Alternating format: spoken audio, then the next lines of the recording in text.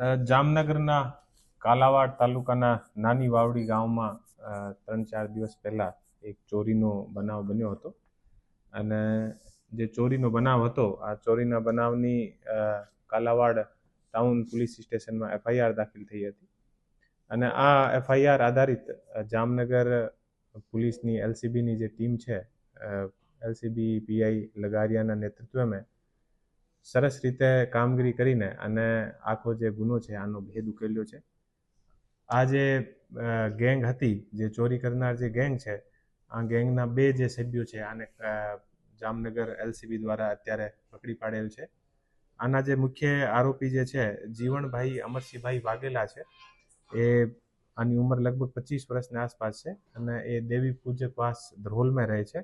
અને બીજો જે આરોપી અત્યારે પકડાયો છે, આનું નામ છે લાખાભાઈ વિનુભાઈ વાઘેલા. આની ઉંમર લગભગ 23 વર્ષની આસપાસ છે.